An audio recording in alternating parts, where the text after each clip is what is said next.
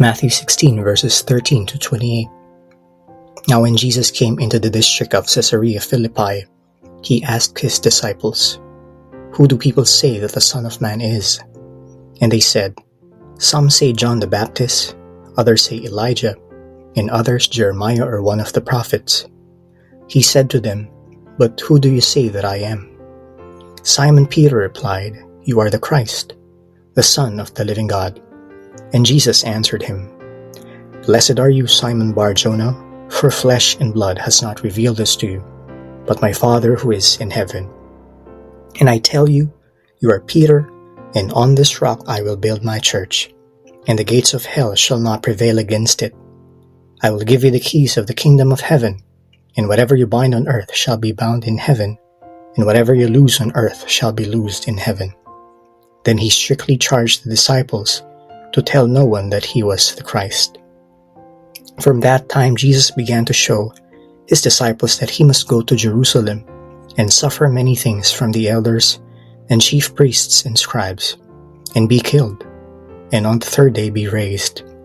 And Peter took him aside and began to rebuke him, saying, "Far be it from you, Lord. This shall never happen to you." But he turned and said to Peter, "Get behind me, Satan. You are a hindrance to me, for you are not setting your mind on the things of God, but on the things of man." Then Jesus told his disciples, "If anyone would come after me, let him deny himself and take up his cross and follow me. For whoever would save his life will lose it, but whoever loses his life for my sake will find it. For what will it profit a man if he gains the whole world and forfeits his soul? Or what shall a man give in return for his soul? For the Son of Man is going to come with his angels in the glory of his Father, and then he will repay each person according to what he has done.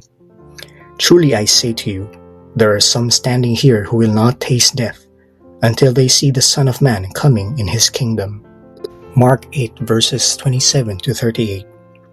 And Jesus went on with his disciples to the villages of Caesarea Philippi, and on the way he asked his disciples, "Who do people say that I am?" And they told him, "John the Baptist, and others say Elijah, and others one of the prophets." And he asked them, "But who do you say that I am?" Peter answered him, "You are the Christ." And he strictly charged them to tell no one about him. And he began to teach them that the Son of Man must suffer many things and be rejected by the elders and the chief priests and the scribes and be killed, and after 3 days rise again. And he said this plainly. And Peter took him aside and began to rebuke him.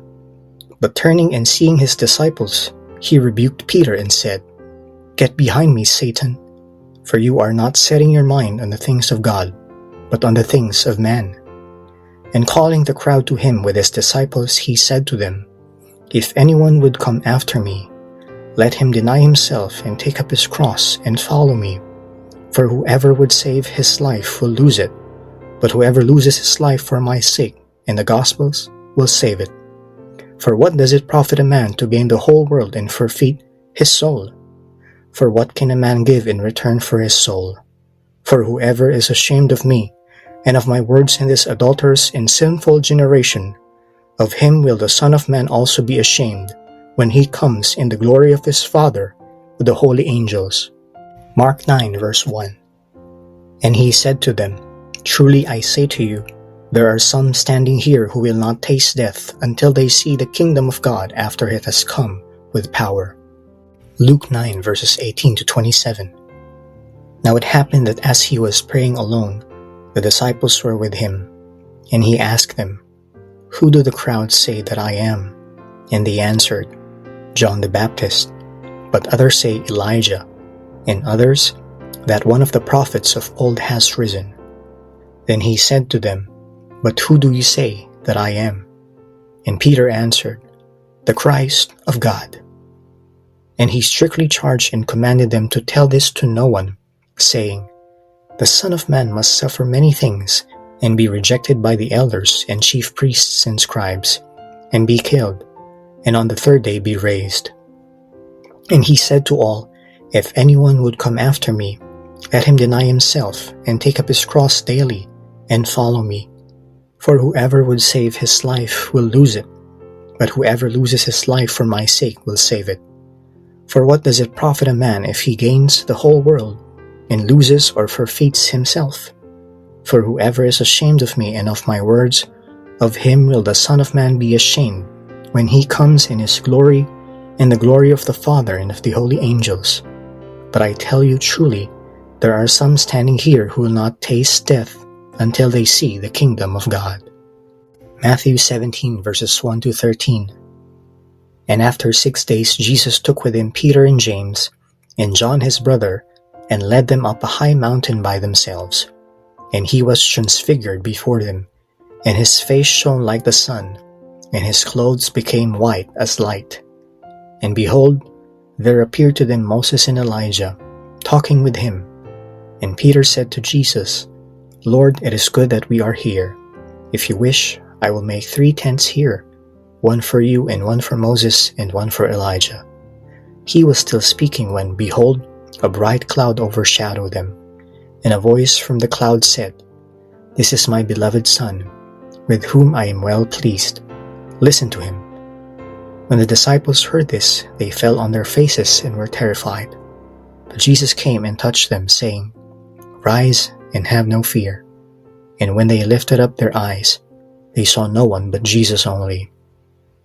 And as they were coming down the mountain, Jesus commanded them, Tell no one the vision, until the Son of Man is raised from the dead.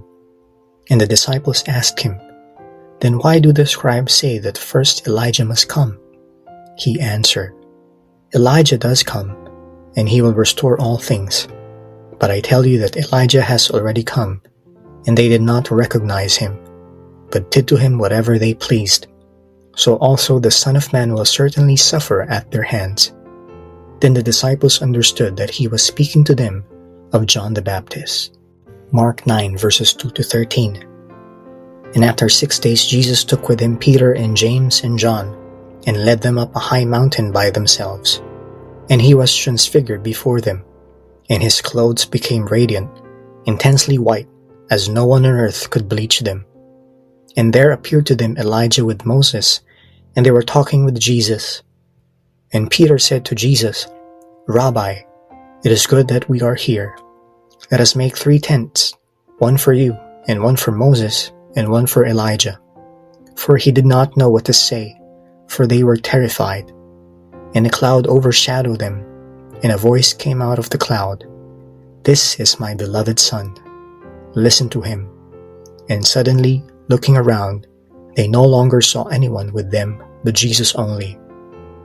And as they were coming down the mountain, he charged them to tell no one what they had seen, until the Son of Man had risen from the dead. So they kept the matter to themselves, questioning what this rising from the dead might mean. And they asked him, Why do the scribes say that first Elijah must come? And he said to them, Elijah does come first to restore all things. And how is it written of the Son of Man that he should suffer many things and be treated with contempt? But I tell you that Elijah has come, and they did to him whatever they pleased, as it is written of him. Luke 9 verses 28 to 36. Now about 8 days after these sayings, he took with him Peter and John and James, and went up on the mountain to pray. And as he was praying, the appearance of his face was altered, and his clothing became dazzling white. And behold, 2 men were talking with him, Moses and Elijah, who appeared in glory and spoke of his departure, which he was about to accomplish at Jerusalem. Now Peter and those who were with him were heavy with sleep, but when they became fully awake, they saw his glory in the 2 men who stood with him. And as the men were parting from him, Peter said to Jesus, Master, it is good that we are here. Let us make 3 tents, one for you, and one for Moses, and one for Elijah, not knowing what he said.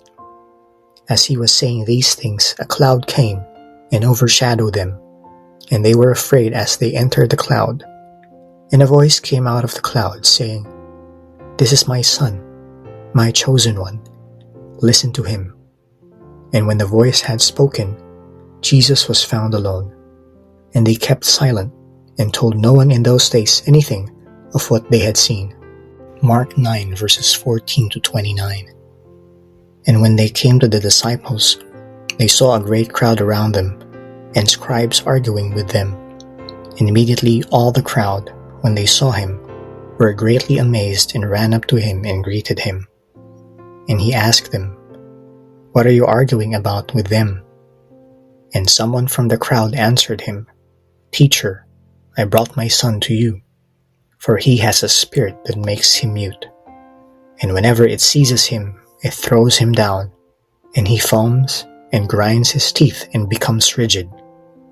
So I asked your disciples to cast it out, and they were not able." And he answered them, "O faithless generation, how long am I to be with you? How long am I to bear with you? Bring him to me."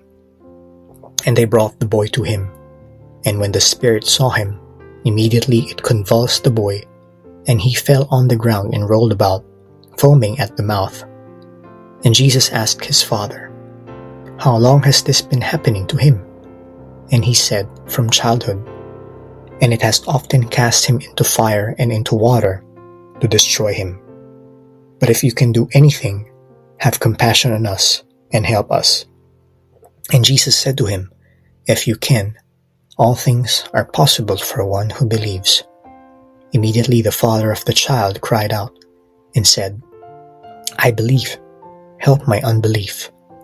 And when Jesus saw that a crowd came running together, he rebuked the unclean spirit, saying to it, "You mute and deaf spirit, I command you, come out of him and never enter him again." And after crying out and convulsing him terribly, it came out, and the boy was like a corpse, so that most of them said, "He is dead." But Jesus took him by the hand and lifted him up, and he arose. And when he had entered the house, his disciples asked him privately, "Why could we not cast it out?" And he said to them, "This kind cannot be driven out by anything but prayer." Matthew 17 verses 14 to 21.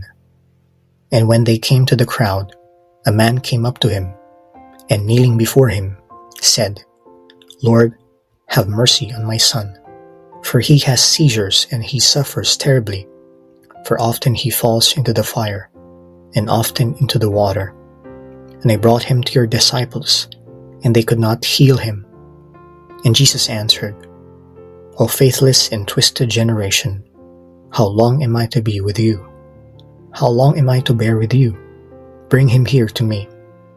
And Jesus rebuked the demon, and it came out of him, and the boy was healed instantly. Then the disciples came to Jesus privately and said, "Why could we not cast it out?" He said to them, "Because of your little faith.